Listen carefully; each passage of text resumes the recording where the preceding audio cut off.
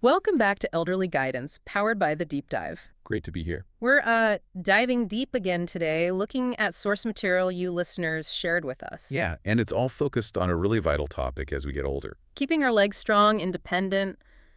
Exercise is obviously key. We all know that. Right, but these sources dig into something maybe less talked about. The surprising role of specific vitamins, almost like hidden building blocks. Exactly. So our mission for this deep dive is to really unpack that. Pull out the essential knowledge from these sources about the micronutrients your legs actually rely on. We're going to focus on 6 key vitamins, right? The ones that play these, well, surprisingly powerful roles. That's the plan. And some of the insights are pretty eye-opening, honestly. We'll find out which ones are absolute musts. And why deficiencies get so common as we age. Yeah, and how these tiny things support, well, everything from raw muscle strength and energy. To nerve signals, even how well your muscles can repair themselves. It's fascinating stuff. So, if you're ready to get straight to the most impactful science-backed info on topics like this, things that genuinely matter for living independently. Then definitely make sure you're subscribed to the deep dive. Yeah, hit that subscribe button now. Seriously, you don't want to miss these deep dives. All right, let's get into it. First up, vitamin D. Okay, vitamin D. Most people think bones, maybe sunshine and mood. Right, but your sources really hammer home its critical role directly in muscle function, especially as you age. So it's much more than just sunshine then. Way more. The sources point out that without enough vitamin D, muscles can actually lose strength faster. Faster. Wow. How does it work? Well, it's essential for regulating calcium. Mhm. And calcium is the mineral muscles absolutely need for proper contraction, for, generating force. Gotcha. And the sources connect this to balance too. Huge connection. Low vitamin D levels are strongly linked to a much higher risk of falls. Which is obviously something everyone wants to avoid. Steady legs are key. They're everything for independence. Mm-hmm. And maintaining good D levels is critical for that stability. The sources really argue that optimal D can be the difference between, needing help and staying confidently mobile. Okay, but here's the snag the sources mention. Most seniors, especially over 60, just don't get enough. That's a major challenge. Our skin gets less efficient at making it from the sun. And lifestyle changes, maybe less time outdoors. Exactly. Food sources help fortify dairy, fatty fish like salmon, egg yolks, but often it's not quite enough on its own. And there's another layer to it, right? About how the body uses it. Yes, a key detail from the sources. Vitamin D exists in different forms. Your body has to convert the storage form into the active form to actually use it for muscles. And that conversion process. Becomes less efficient as we age. So even if intake seems okay, the active amount might be low, meaning older adults might need a higher total intake. Precisely. To get the same muscle benefit that a younger person might get from less. The research cited sounds pretty convincing on this. It really is. Tufts University found seniors with optimal D levels had up to 20% greater leg strength compared to those who were deficient. 20% is a lot. It's significant. And a long-term study, I think it was in Norway, showed those with enough D had 40% fewer mobility limitations over 5 years. 40%? That's massive in terms of daily life independence. Absolutely huge. Yeah. And the mechanism seems to involve vitamin D preserving specific muscle fibers. Which ones? The type 2, or fast-twitch fibers. These are the ones for power, quick movements, the kind you need to catch yourself if you stumble. The reaction muscle. Exactly. Without enough D, these fibers tend to atrophy, shrink quite quickly. That makes you more vulnerable to falls, even if your overall strength hasn't dropped dramatically yet. So a practical takeaway from the sources. Consistency matters. Regular, steady intake, especially if you're supplementing, seems better for muscle response than just taking big doses occasionally. Okay, good tip. Let's move to the next one. Vitamin B12. Right, B12, often linked to energy, but your sources call it high-octane fuel for both nerves and muscles. High-octane fuel for the nerves controlling your legs. Yeah, Yeah. that sounds pretty vital. It really is. B12 is crucial for maintaining the myelin sheath. The protective coating around nerve fibers. Exactly, like insulation on a wire. When myelin deteriorates, which can happen with B12 deficiency, the signals between your brain and leg muscles get, distorted or delayed. Which leads to weakness or coordination issues. Both. And it's the kind of weakness that exercise alone might not fix because the communication pathway is faulty.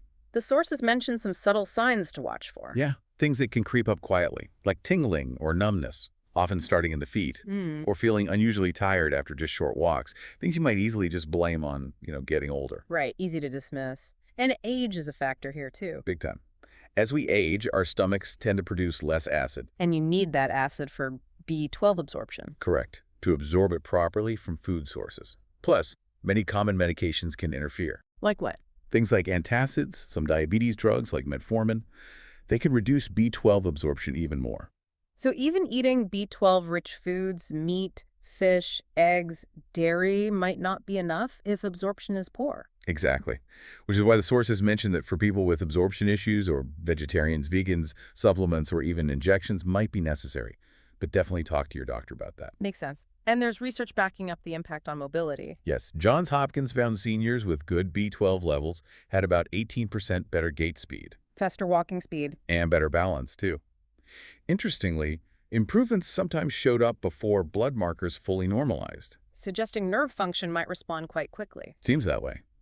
The sources also touch on B12's role in just basic cell energy, helping muscle cells clear out waste, generate power in their mitochondria. So low B12 makes that process less efficient. Right. Contributing to that feeling of progressive weakness. It feels like aging, but it might actually be a correctable deficiency. That medication interaction point feels really important too. It is. Your sources say over 30% of common meds can mess with B12 levels. Wow. So the suggestion is, if you're on long-term meds, maybe getting your B12 checked periodically is a smart idea. Good advice. And sublingual supplements might help absorption. Yeah, under-the-tongue forms can sometimes bypass digestive issues for more reliable absorption. Worth exploring. Okay, let's switch gears to vitamin C. Usually I think colds, immunity. Oranges, yeah. But your sources focus squarely on its role as a collagen builder for your legs. Collagen, the structural protein. Exactly. Vitamin C is absolutely vital for producing collagen. Collagen holds everything together, muscles, tendons, even bones. So weak collagen means. Weaker structure. Joints and muscles might feel less stable, stiffer, you might recover slower, be more prone to strains or injuries. It's also an antioxidant, right? That seems relevant here. Very relevant, especially for aging muscles. Vitamin C helps fight oxidative stress. Like metabolic rust. Good analogy. It builds up with daily activity and just aging itself. This stress inflames muscle tissue, slows down repair. Vitamin C acts like a shield, keeping muscles more resilient. Sources are the colorful foods, strawberries, peppers, broccoli, citrus. Right. And fresher is better, the sources emphasize. Vitamin C degrades pretty quickly. And the body doesn't store much. Nope. Needs a steady daily supply. Small choices consistently make a difference. Interestingly, the sources suggest older adults might need more than the standard RDA. Yeah, possibly upwards of 400 milligrams daily, according to some research cited, like from Oregon State. This is because of increased oxidative stress with age, maybe less efficient absorption, and the need for strong collagen cross-linking for tendon and muscle strength. And there's a connection to muscle energy. Yeah. Particularly for endurance. Vitamin C is needed to make carnitine. Carnitine. It's like a transport shuttle. It carries fatty acids into the mitochondria, the cell's power plant, to be burned for energy during activity. So without enough C, Your leg muscles can't tap into that fuel source efficiently. You might fatigue faster during walks or other sustained efforts. the sources mention people reporting a better second wind. Yeah, better endurance once their sea levels improve. Seems plausible based on this mechanism. The sources also stress its dual role in recovery. Right. Building collagen for repair and helping control that post-activity inflammation. That inflammaging concept becomes more of a factor after 60. Definitely. So strategic C intake can create a better environment for muscles to recover and rebuild. Fascinatingly, there's even a link to pain perception. Yeah, it's involved in producing neurotransmitters that influence how your brain interprets pain signals. So optimal C might mean less perceived discomfort during activity. Exactly. Lower perceived exertion. Basically, exercise might feel easier, making it easier to stay active, which is a huge win. Huge. And timing matters. Small amounts through the day. Seems better for steady muscle support than one giant dose, according to the sources. If you're finding these deep dives into how your body works useful, maybe sparking some ideas. Then definitely consider subscribing to the deep dive. Yeah, we really aim to bring you these kinds of surprising, practical insights tailored for you. Don't miss out, hit subscribe. Okay, onwards. Vitamin E, the muscle's shield.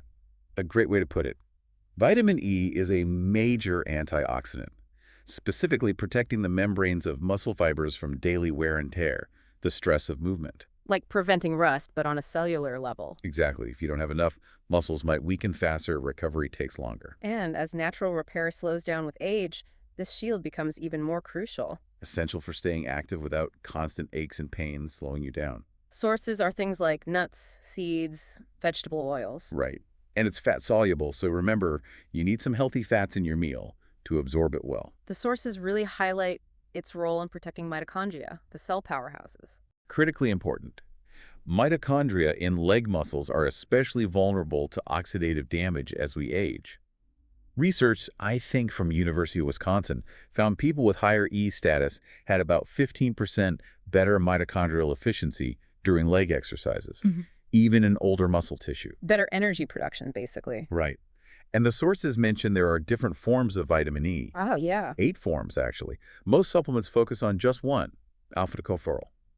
But the sources suggest the gamma form, found in foods like walnuts, pecans, sesame seeds, might be particularly key for protecting muscle cell membranes as we get older. So getting a mix from food sources is probably best. Likely, yeah. And there's synergy, too. Vitamin E works closely with the mineral selenium. I hope so. They're part of the same antioxidant defense system in the body. A study in Brazil found seniors with good levels of both E and selenium maintained strength comparable to people 5 to 7 years younger. Wow, that's impressive. Brazil nuts are good for selenium. Very good source, yeah. High in both, actually. Vitamin E also helps regulate inflammation. It does. It helps keep inflammation in check, ensuring it does its job for repair, but doesn't become chronic and damaging, which can degrade muscle over time. So less inflammation means? Less discomfort after activity, faster bounce back. Higher E intake has been linked to a big drop, like 40%, in post-activity inflammatory markers. Or soreness is always good. Makes a huge difference in staying consistent with activity. And maybe the most fascinating part, Go on. vitamin E seems to support muscle satellite cells. The stem cells for muscle. Exactly. The ones responsible for repair and regeneration. Their function tends to decline with age, but research suggests optimal vitamin E can help preserve their ability to activate and build new muscle. So it helps maintain a more youthful ability to repair. Pretty much. It could be part of why some people maintain impressive strength well into their 80s. Their muscles just retain a better capacity to rebuild after use, or even after an injury or illness that causes muscle loss. That's critical for independence. Incredible. Okay, next up, vitamin K, the calcium director. Sounds like it bridges bone and muscle. It absolutely does. Very powerful link. Vitamin K's main job related to this is guiding calcium Guiding it where? into bones and muscles where it's needed and keeping it out of places like arteries, where it can cause calcification and problems. So low K means? Potentially weaker bones and less functional muscles, which makes you more vulnerable to injuries, even fractures from minor slips. Strong bones and strong muscles really go hand in hand for independence. Sources are leafy greens, kale, spinach, collards. Yep. And the sources note that lightly cooking them in a little healthy fat, like olive oil, helps absorption since K is fat soluble. Important caution, though, if you're on blood thinners. Absolutely crucial. Talk to your doctor before significantly changing your vitamin K intake. It can interfere with those medications. Okay, good safety point. A tip from the sources is combining K-rich foods with vitamin D. Yeah, it creates a powerful combo for both bone and muscle health. They work together. Let's dig into the mechanism. Osteocalcin. Right. Vitamin K activates a protein called osteocalcin, which is vital for building bone. But here's the kicker the sources highlight. Osteocalcin also acts like a hormone. A hormone affecting muscles. Yes. It improves muscle sensitivity to insulin. Basically, it helps muscles take up and use energy more efficiently during activity. Is there research on that? Cuff's research found seniors with higher K intake had significantly better insulin sensitivity and muscle energy use during things like walking or climbing stairs, up to 31% better. Like vitamin E, K also has different forms, K1 and K2. It does. K1 is mostly from plants, leafy greens. K2 comes more from fermented foods like natto and some animal products. Then they do different things. It appears so. The sources suggest K2 might have a more direct, profound impact on regulating calcium within the muscle tissue itself. Interesting, like preventing stiffness. Exactly. Japanese research, especially looking at natto, which is rich in K2, suggests it helps prevent tiny calcium deposits that can stiffen muscle fibers over time, maintaining flexibility and strength, comparable to being maybe 8–10 years younger in some studies. This relates to the calcium paradox idea. Precisely. You need calcium for strong bones, obviously. But if calcium gets deposited in the wrong places, like muscles or blood vessels, it causes hardening and problems. So K directs it properly. Yes, along with vitamins D and A, it forms a system. K ensures calcium strengthens the skeleton without calcifying soft tissues. Without enough K, even perfect vitamin D levels could potentially increase calcium deposits in muscles, making them weaker. K provides the directional control So K isn't just passive for bones, it's actively protecting muscle function. and improving it. It also seems to influence mitochondrial function, especially in the slow-twitch endurance fibers. The ones for walking and standing. Yep. A recent study cited found optimal K linked to up to 20% better slow-twitch function. That means significantly better endurance for everyday activities. The sources call it a protective triangle. Makes sense. K supports bone strength. In D, it improves muscle function and control. This gives you dynamic stability. Helping prevent falls in the first place. Exactly. But also, if a fall does happen, stronger bones and better muscle response make fractures less likely. One 7-year study showed higher K intake linked to 65% fewer fractures. Wow, 65%. That suggests the muscle function aspect is hugely protective. It really underscores that connection. Okay, last one on our list, vitamin B6, the protein processor. An unsung hero, for sure. B6 is fundamental for protein metabolism. Meaning it helps your body actually use the protein you eat. Spot on. To build and repair muscle tissue. If you're eating plenty of protein but still feel weak or recover slowly, a B6 deficiency could mean that protein just isn't doing its job effectively. And it connects to nerve health as well. It does. It supports the health of the nerves sending signals to your muscles. Deficiency can make legs feel heavy, twitchy, or just generally weak because the communication isn't smooth. Sources seem common. Bananas, chicken, tuna, potatoes, fortified cereals. Relatively easy to find in the diet, yeah. And it works best as part of the whole picture, synergistically with the other vitamins we've discussed. When B6 is optimized, the whole system, muscles, nerves, energy runs more efficiently. Your sources link it to something called homocysteine? Right. High levels of homocysteine are common in older adults, and it can directly damage muscle tissue and impair protein synthesis. But B6 helps. Adequate B6 helps your body process homocysteine, reducing those damaging levels. Yeah. Tufts research found it cut homocysteine-related muscle damage significantly by up to 38%. Some studies even show unexplained leg weakness, improving within weeks of correcting a B6 deficiency. What about that heavy legs feeling, especially when starting to move? B6 plays a role there too in glycogen utilization. It's needed for enzymes that break down stored sugar, glycogen, for quick energy, especially right at the beginning of activity. So low B6 means sluggish energy release. You can feel that way, yeah. Muscles feel heavy, resistant. A Dutch study suggested optimal B6 makes glycogen access about 25% more efficient in those first couple of minutes. It also seems involved in how the brain activates muscles. Absolutely. B6 is essential for making key neurotransmitters, dopamine, epinephrine, norepinephrine, that affect muscle activation and recruitment. So deficiency means? Poor coordination of muscle fiber activation. It feels like weakness, but it might actually be poor recruitment. The muscle has potential strength, but the brain can't effectively tap into it. That's complex, but makes so much sense. And the link to night cramps or restless legs? Related to GABA production. B6 is needed to make GABA, an inhibitory neurotransmitter that helps regulate muscle tone and prevent unwanted contractions. So low B6, less GABA, more excitability. Exactly. Can lead to that hyperexcitability manifesting as night cramps or restless legs. Optimizing B6, sometimes specifically in the evening, can reduce that discomfort, improve sleep. Which then indirectly supports daytime strength and recovery. Right, it all connects. And B6 has a key partner, magnesium. A crucial partnership. They work together in tons of enzymatic reactions for energy and muscle contraction. A deficiency in one can mask or worsen the effects of deficiency in the other. So you really need both. Research suggests so.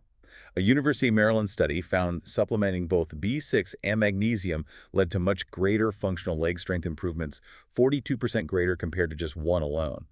Really emphasizes the need for comprehensive support. Okay, maybe the most fascinating point about B6 from the sources, its impact on those satellite cells again. Yes. Muscle satellite cell differentiation. This is about those stem cells actually turning into new functional muscle tissue, essential for repair and growth. And this process slows down with age. It does, but the research cited suggests optimal B6 levels can help preserve a significant amount, like up to 60% of that youthful regenerative potential. 60%, that's incredible. It means muscles aren't just stronger day to day, but they retain a much better ability to rebuild after periods of inactivity, illness, or injury. That is absolutely vital for bouncing back and maintaining independence after any kind of health setback that affects mobility. Okay, so wrapping this deep dive up, looking at all the sources you shared, the main takeaway feels really powerful. It is. Maintaining strong, independent legs as you age isn't just about hitting the gym or going for walks. It's fundamentally supported right down at the cellular level by these 6 essential vitamins we discussed: D, B12, C, E, K, and B6. Yeah, these aren't just minor helpers.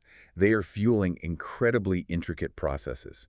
Nerve signals, muscle fiber function, collagen structure, energy production, even regeneration. All things that directly impact your mobility, your balance, your ability to just keep going and bounce back. Exactly. Understanding these science-backed insights, pulled directly from the material you listeners provided, really gives a different perspective on aging proactively. It definitely does. Which leads to a final thought, maybe something for you to chew on. Given how deeply interconnected these seemingly simple vitamins are with muscle health, with regeneration, with staying independent, what does this really tell us about the power of targeted nutrition? How much could prioritizing these specific nutrients actually challenge our usual ideas about what aging has to look like? Could it fundamentally change the experience of getting older for you or maybe someone you care about? It's definitely, as you said, food for thought. Absolutely. If this deep dive shed light on some complex ideas, gave you valuable, maybe surprising insights you can use, Then please subscribe to the deep dive. we're committed to making you well-informed, focusing on one crucial topic at a time. Make sure you're subscribed so you never miss an exploration like this one.